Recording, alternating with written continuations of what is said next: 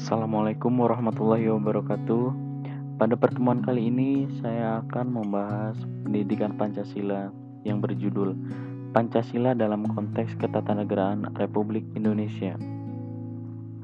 Apa saja yang akan kita bahas? Yang pertama ada A. Undang-Undang Dasar 1945. 1. Struktur pemerintahan Indonesia berdasarkan Undang-Undang Dasar 1945. 2. Pembagian kekuasaan. 3. Sistem pemerintahan negara menurut Undang-Undang Dasar 1945.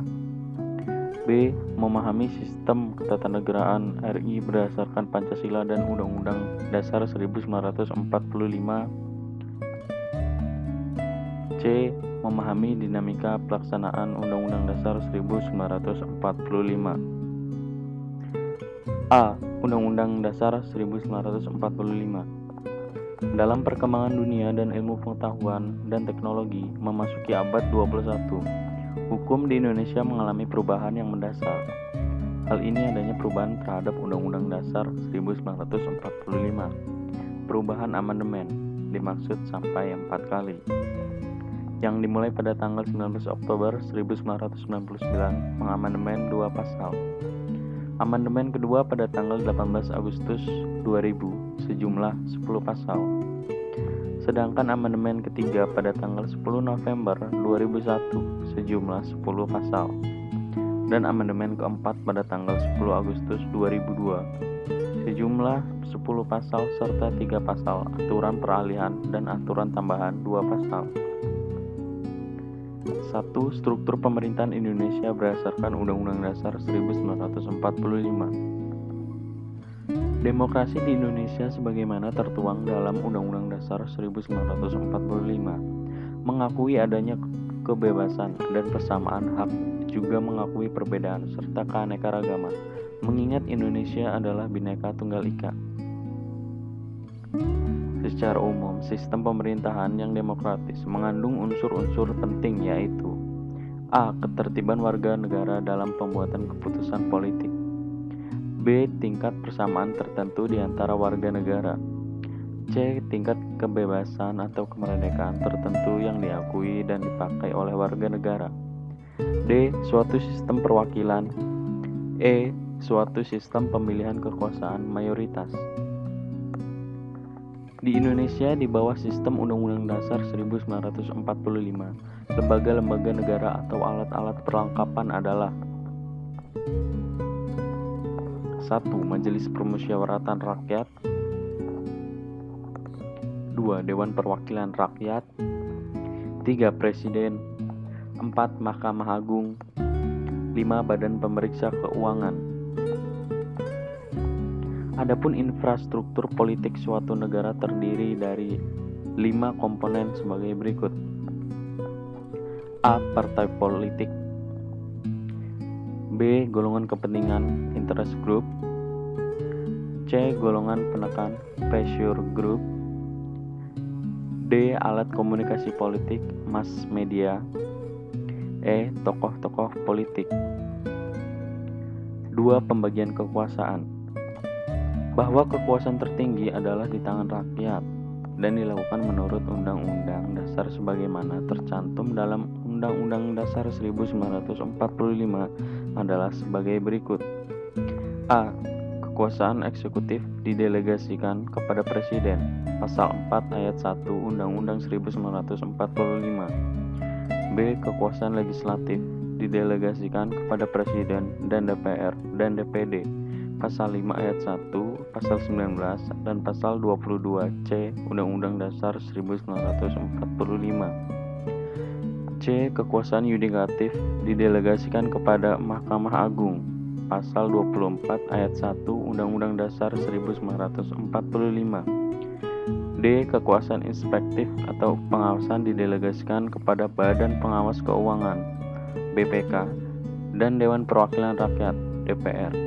Hal ini dimuat pada pasal 20A ayat 1. E. Dalam Undang-Undang Dasar 1945, hasil amandemen tidak ada kekuasaan konsultatif. Sebelum Undang-Undang Dasar diamandemen, kekuasaan tersebut dipegang oleh Dewan Pertimbangan Agung atau DPA.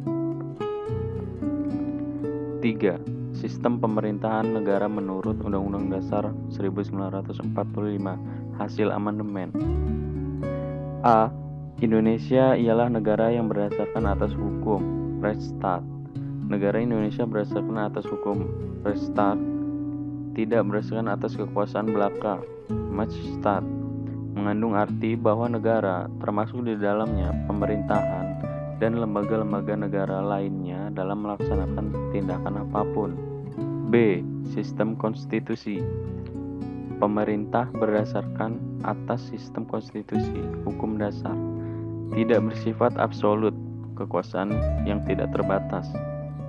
Sistem ini memberikan penegasan bahwa cara pengendalian pemerintahan dibatasi oleh ketentuan-ketentuan konstitusi dan juga oleh ketentuan-ketentuan hukum lain merupakan produk konstitusional. C. Presiden ialah penyelenggara pemerintahan negara yang tertinggi di samping MPR dan DPR. Berdasarkan Undang-Undang Dasar 1945 hasil amandemen 2002, Presiden penyelenggara pemerintahan tertinggi di samping MPR dan DPR, karena Presiden dipilih langsung oleh rakyat. Undang-Undang Dasar 1945 Pasal 6A ayat 1. Jadi, menurut Undang-Undang Dasar 1945 ini, Presiden tidak lagi merupakan mandataris MPR, melainkan dipilih oleh rakyat. Presiden tidak bertanggung jawab kepada DPR. D. Menteri Negara ialah pembantu Presiden. Menteri Negara tidak bertanggung jawab kepada DPR. Presiden dalam melaksanakan tugas dibantu oleh Menteri-Menteri Negara. Pasal 17 ayat 1 hasil amandemen. E. Kekuasaan kepala negara tak terbatas. Meskipun kepala negara tidak bertanggung jawab kepada DPR, ia bukan diktator, artinya kekuasaan tidak terbatas. Di sini Presiden adalah sudah tidak lagi merupakan mandataris MPR. Namun demikian, ia tidak dapat membubarkan DPR atau MPR. F. Negara Indonesia adalah negara hukum. Negara hukum berdasarkan Pancasila, bukan berdasarkan kekuasaan. Ciri-ciri suatu negara hukum adalah A. Pengakuan dan perlindungan hak asasi yang mengandung persamaan dalam bidang politik, hukum, sosial, ekonomi, dan kebudayaan. B. Peradilan yang bebas dari suatu pengaruh kekuasaan atau kekuatan lain dan tidak memihak. C. Jaminan kepastian hukum. G. Kekuasaan pemerintahan negara. Pasal 4 ayat 1 Undang-Undang Dasar 1945 menyatakan bahwa Presiden Republik Indonesia memegang kekuasaan pemerintahan menurut Undang-Undang Dasar 1945. Presiden dibantu oleh seorang wakil presiden, pasal 4 ayat 2 dalam melaksanakan tugasnya. H.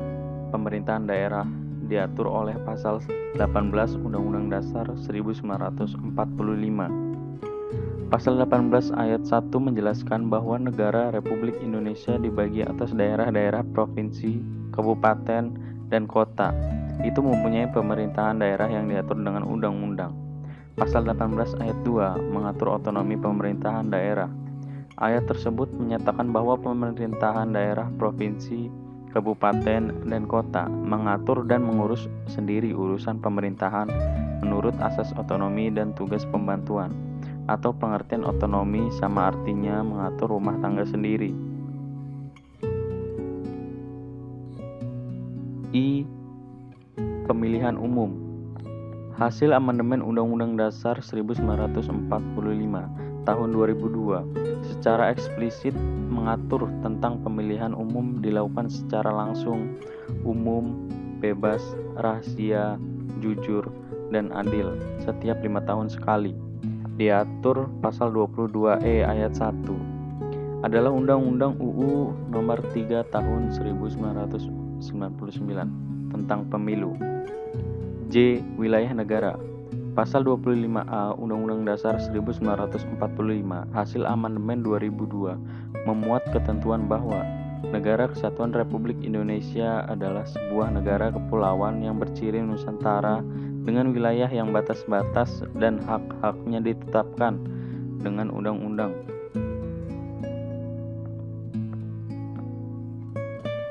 K. Hak asasi manusia menurut Undang-Undang Dasar 1945. Hak asasi manusia tidaklah lahir mendadak sebagaimana kita lihat dalam Universal Declaration of Human Rights pada tanggal 10 Desember 1948 yang ditandatangani oleh PBB. Hak asasi manusia sebenarnya tidak dapat dipisahkan dengan filosofis manusia yang melatar belakangi pasal 28A sampai dengan pasal 28J mengatur tentang hak asasi manusia di dalam Undang-Undang Dasar 1945. B. Memahami sistem ketatanegaraan RI berdasarkan Pancasila dan Undang-Undang Dasar 1945.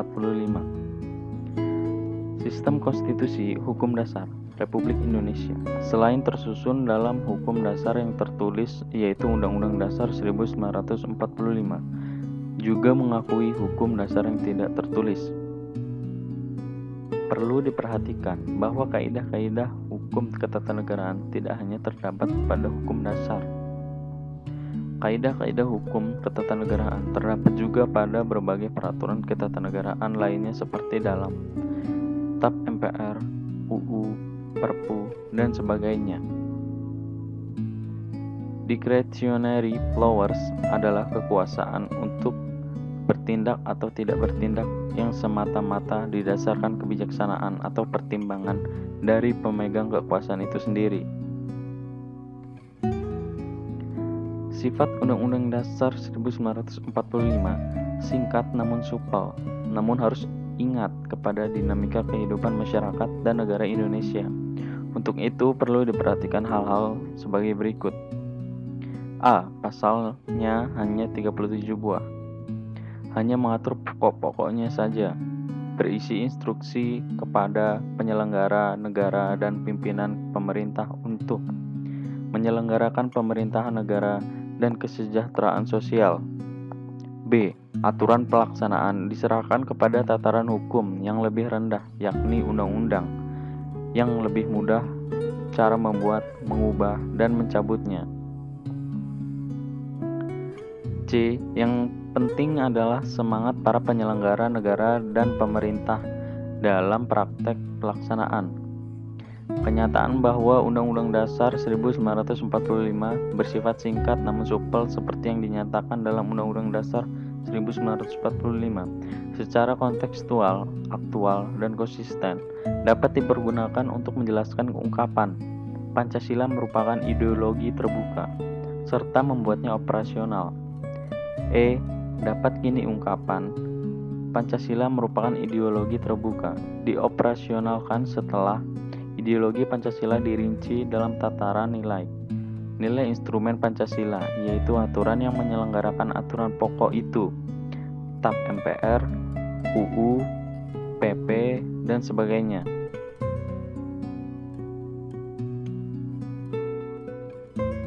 Pembukaan yang telah dirumuskan secara padat dan hikmat dalam 4 alinea itu. Setiap alinea dan kata-katanya mengandung arti dan makna yang sangat mendalam, mempunyai nilai-nilai yang dijunjung oleh bangsa-bangsa beradab. Kemudian di dalam pembukaan tersebut dirumuskan menjadi 4 alinea. Alinea pertama, bahwa sesungguhnya kemerdekaan itu ialah hak segala bangsa, dan oleh sebab itu maka penjajahan di atas dunia harus dihapuskan karena tidak sesuai dengan peri kemanusiaan, peri keadilan. Alinea kedua, dan perjuangan kemerdekaan Indonesia telah sampailah kepada saat yang berbahagia dengan selamat sentosa mengantarkan rakyat Indonesia ke depan pintu gerbang kemerdekaan negara Indonesia yang merdeka, bersatu, berdaulat, adil, dan makmur. Alinea ketiga, atas berkat rahmat Allah yang Maha Kuasa dan dengan didorong oleh keinginan luhur supaya berkehidupan kebangsaan yang bebas, maka rakyat Indonesia menyatakan dengan ini kemerdekaannya. Alinea keempat, kemudian daripada itu, untuk membentuk suatu pemerintahan negara Indonesia dan untuk memajukan kesejahteraan umum, mencerdaskan kehidupan bangsa, dan ikut melaksanakan ketertiban dunia yang berdasarkan kemerdekaan, perdamaian abadi, dan keadilan sosial. Maka disusunlah kemerdekaan kebangsaan Indonesia yang terbentuk dalam suatu susunan negara Republik Indonesia yang berkedaulatan rakyat dengan berdasarkan kepada ketuhanan yang Maha Esa, kemanusiaan yang adil dan beradab, persatuan Indonesia, kerakyatan yang dipimpin oleh hikmat kebijaksanaan dalam permusyawaratan perwakilan. Makna yang terkandung dalam alinea pertama ini ialah: 1. Adanya keteguhan dan kuatnya pendirian bangsa Indonesia membela kemerdekaan melawan penjajah. 2. Tekad bangsa Indonesia untuk merdeka dan tekad untuk tetap berdiri di barisan yang paling depan untuk menentang dan menghapus penjajahan di atas dunia. 3. Pengungkapan suatu dalil objektif, yaitu bahwa penjajahan tidak sesuai dengan peri kemanusiaan dan peri keadilan. Penjajah harus ditentang dan dihapuskan. 4. Menegaskan kepada bangsa atau pemerintah Indonesia untuk senantiasa berjuang melawan setiap bentuk penjajahan dan mendukung kemerdekaan setiap bangsa. Yang terkandung dalam alinea kedua ini ialah: 1. Bahwa kemerdekaan yang merupakan hak segala bangsa itu bagi bangsa Indonesia dicapai dengan perjuangan pergerakan bangsa Indonesia. 2. Bahwa perjuangan pergerakan tersebut telah sampai pada tingkat yang menentukan, sehingga momentum tersebut harus dimanfaatkan untuk menyatakan kemerdekaan. 3. Bahwa kemerdekaan bukan merupakan tujuan akhir, tetapi masih harus diisi dengan mewujudkan negara Indonesia yang bebas, bersatu, berdaulat, adil, dan makmur. Yang tidak lain adalah merupakan cita-cita bangsa Indonesia, cita-cita nasional. Makna yang terkandung dalam alinea ketiga ini ialah: 1. Motivasi spiritual yang luhur bahwa kemerdekaan kita adalah berkat ridho Tuhan. 2. Keinginan yang didambakan oleh segenap bangsa Indonesia terhadap suatu kehidupan di dunia dan akhirat. 3. Pengukuhan dari proklamasi kemerdekaan. Makna yang terkandung dalam alinea keempat ini ialah: 1.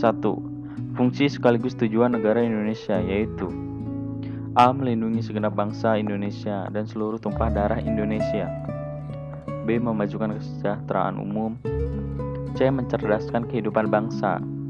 Dan D. Ikut serta melaksanakan ketertiban dunia yang berdasarkan kemerdekaan, perdamaian abadi, dan keadilan sosial. 2. Susunan atau bentuk negara adalah republik. 3. Sistem pemerintahan negara adalah kedaulatan rakyat. 4. Dasar negara adalah Pancasila, sebagaimana seperti dalam sila-sila yang terkandung di dalamnya. C. Memahami dinamika pelaksanaan Undang-Undang Dasar 1945.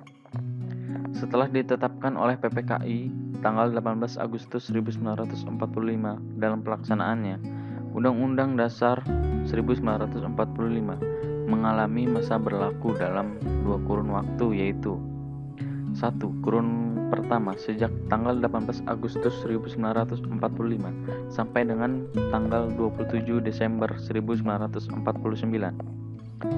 2. Kurun waktu kedua sejak tanggal 5 Juli 1959, Dekret Presiden, sampai sekarang. Dan ini terbagi lagi menjadi 3 masa, yaitu Orde Lama, Orde Baru, dan masa reformasi. Pada pelaksanaan Undang-Undang Dasar 1945, kurun waktu di atas mengenai kelembagaan negara seperti yang ditentukan dalam Undang-Undang Dasar 1945 belum dapat dibentuk sebagaimana mestinya, sehingga sistem pemerintahannya belum dapat dilaksanakan dengan baik. Dekret Presiden 5 Juli 1959 mengandung beberapa diktum yang sangat penting, yaitu: A. Menetapkan pembubaran konstituante. B. Menetapkan Undang-Undang Dasar 1945 berlaku lagi. C. Pembentukan MPRS terdiri atas anggota-anggota Dewan Perwakilan Rakyat, ditambah utusan-utusan dari daerah-daerah dan golongan serta DPA, sementara akan diselenggarakan sidang sesingkat-singkatnya. Masa antara tahun 1959 sampai 1965, Orde Lama, lembaga-lembaga negara belum dibentuk seperti MPR, DPR, DPA, dan Badan Pemeriksa Keuangan, sebagaimana yang ditentukan oleh Undang-Undang Dasar 1945. Keadaan di bidang politik, ekonomi, dan keamanan semakin tidak terkendali. Oleh karena itu, rakyat dengan dipelopori oleh pemuda atau mahasiswa menyampaikan tuntutannya, yaitu Tri Tuntutan Rakyat atau Tritura. 1. Bubarkan PKI. 2. Bersihkan kabinet dari unsur-unsur PKI. 3. Turunkan harga atau perbaikan ekonomi. Gerakan Tritura semakin meningkat sehingga Presiden mengeluarkan surat perintah 11 Maret 1966 kepada Letnan Jenderal TNI Soeharto dengan lahirnya Super Semar. Oleh rakyat dianggap sebagai lahirnya Orde Baru.